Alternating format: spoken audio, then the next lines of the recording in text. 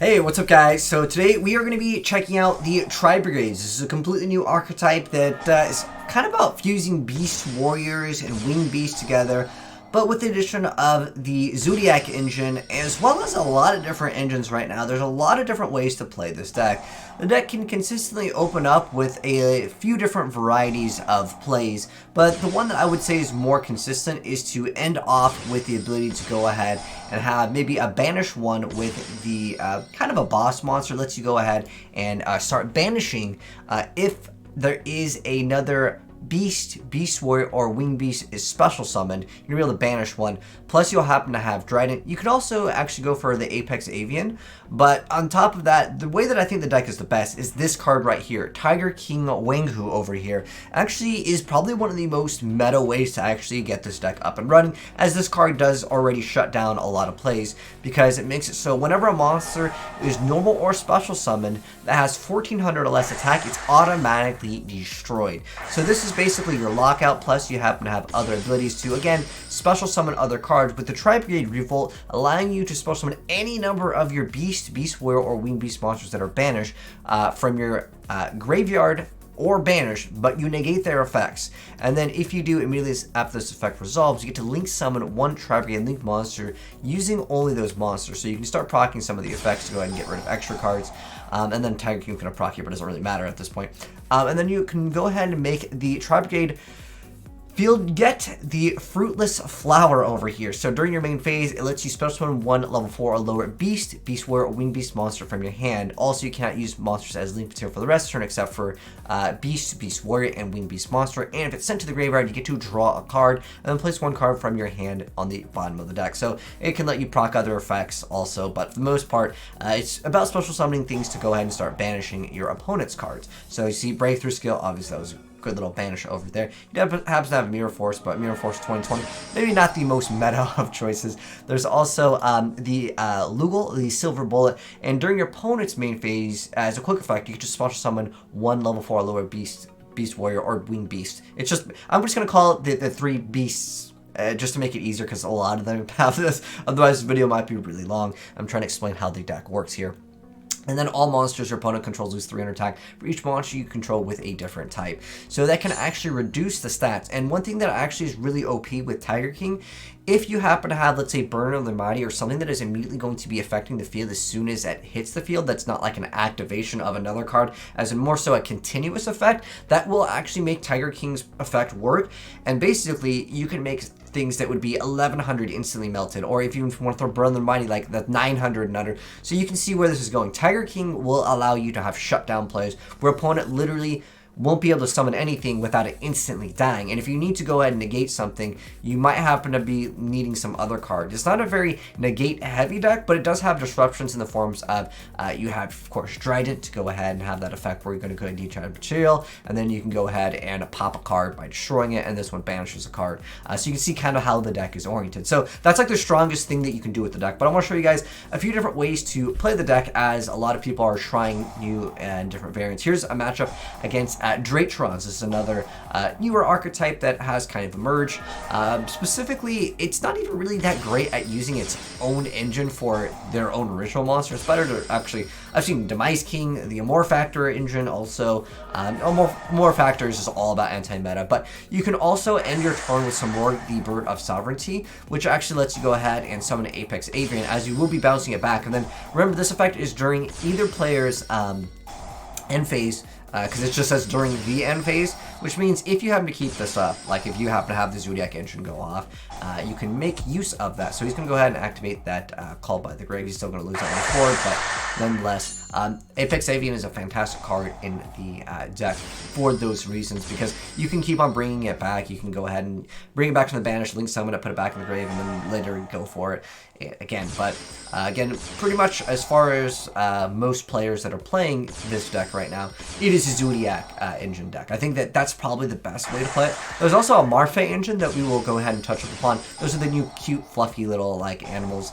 They basically just allow you to special summon a card, and then through that you will activate the effects of the other cards. Now this guy makes a pretty good play. He goes ahead and makes Link Karibo.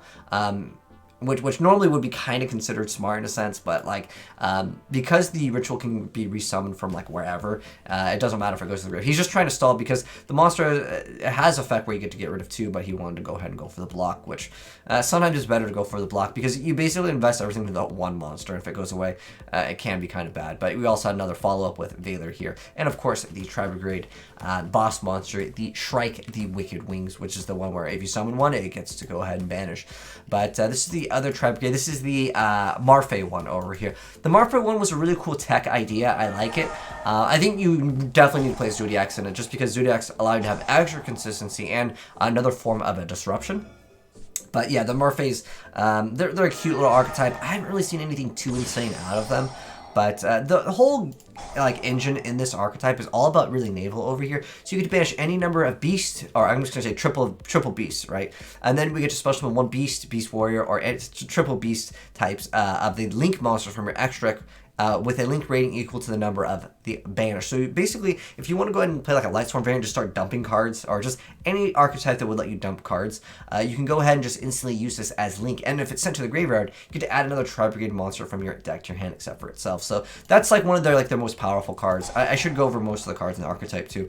But we also have the Fraktar over here, and you can send this card from your hand to the graveyard to send 1 level 3 or lower the triple beast to the deck to the grave, and then you can banish any number of the triple beast to special summon 1 of the triple beast monsters from your extract with link rating equal to the number of the banished cards. So again, a lot of them have that effect where it's just banished to go ahead and just get some free extra cards. And then Suras over here lets you discard 1 other out of the triple beast, and then you can special summon it, and then you can banish the triple to go for the extract. So you can see like they do want to banish a lot. If you Iron Wall them, that could potentially be something that can ruin them. But they might just use all their cards, go ahead and make Shrike, and then Shrike is going to go ahead and be, again, their boss monster. Now, the Murphy puppies, did they change them to Melfi? They changed the Murphy to Melfi? Okay, well, that was news to me. But nonetheless, so ideally, this is how it works. You would have someone like the back row to special summon your other triple beast, and then you can banish a card. But with the Marfei engine, you also happen to have the Mystical Beast of the Forest, which also lets you pop 1. So you're going to be able to go ahead and pop 1, banish 1, and that's kind of how the deck could work. So you can pop 1, banish 1, and then you can have the searchability for this little engine over here. It's kind of weak at the end of the day because it's just basically giving you... this title gives you another form of disruption that you'd already have from the Murphy, but with this it gets you get rid of another card so you can see where this deck was going. He unfortunately lost out too many of his cards, so this card wasn't going to be attacking over anything, and the next turn he would be just able to summon, so the guy just went ahead and just gave him the handshake over there. But I want to give you guys a few different deck profiles in case any of you guys want to go ahead and try out the deck. Going to the next format, this is a really popular card. We didn't get to mention it in the gameplay because it wasn't used, but since S0 is going to be very popular, a lot of people are main decking multiple copies of the Forbidden Droplet as well as Forbidden Chalice, as these cards are basically required as Impermanence is still a great card, don't get me wrong, but like this is just a lot better in a lot of different circumstances. But nonetheless, here's the first variant. I think this one's going to be really good. Again, Tiger King just really makes the deck so much better, especially since reducing stats, it doesn't really matter for most of the different variants of this, but specifically with Tiger King, it's just so dang good. And you only really need 1 copy of it because you reset all of your stuff anyways. But anyways, we got 1 copy of Apex Avian, triple copies of the Fraktar, 1 copy of the Wengu, 3 copies of the Tengu. Then we have 3 copies of Thoroughblade and the Whiptail. Then we got Reptier. And then we have the triple copies of Ash. Double Ghoster is actually not bad as well, going into the next formats. Then we have Saras, 3 copies of Naval. It's pretty much 3-3 of like most of the stuff in the Tri-Brigade archetype. And then we have Valor, we got Foolish, and then we have our Chalices, and then the Airborne, which lets you go ahead and target one of the ones that you control, and then you get to special summon one that is a one that has whose attack is less than or equal to the targeted monsters and is a different type.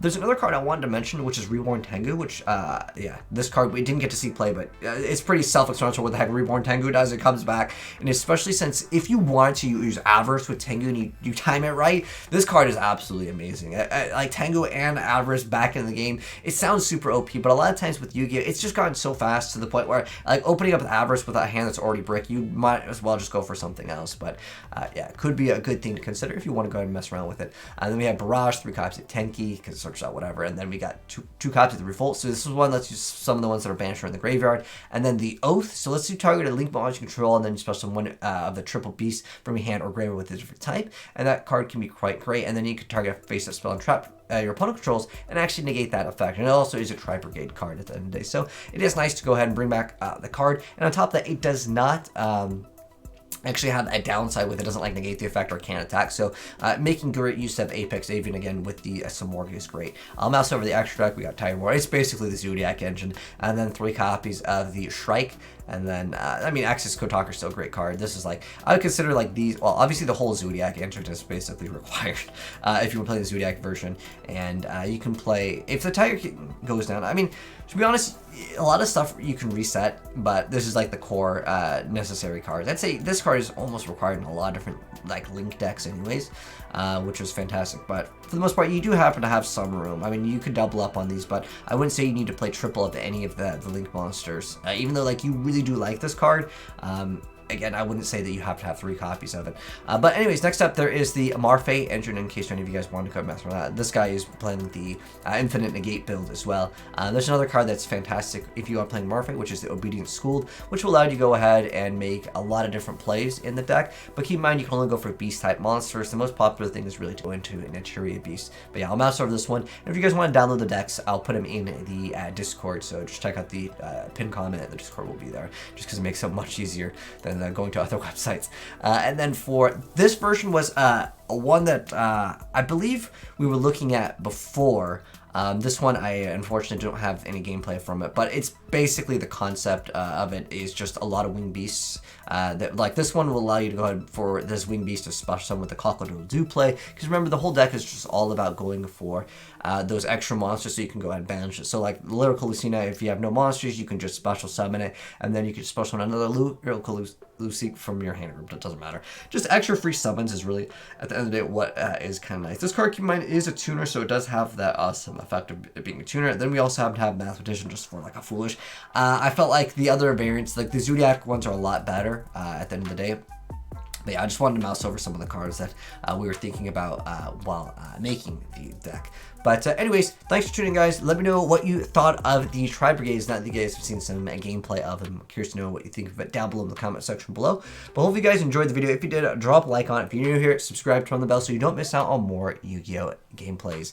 And if you guys want to send me in other replays of other variants of Tri-Brigades, as I think the deck can actually have a lot of different potential. But if you're wondering what I think is the best one, something with Tiger King for sure. Because again, Tiger King with that bonus of reducing everything by 3, you can easily make so anything 1100, they summon it, it's instantly popped. And a lot of different decks, they can't keep up with that because everything just gets destroyed. You can compete with the Numerons and maybe some of the other stuff if you happen to be lucky enough to go first. But anyways, I'll catch you guys in the next video. Have a good one. I'm signing out. Peace.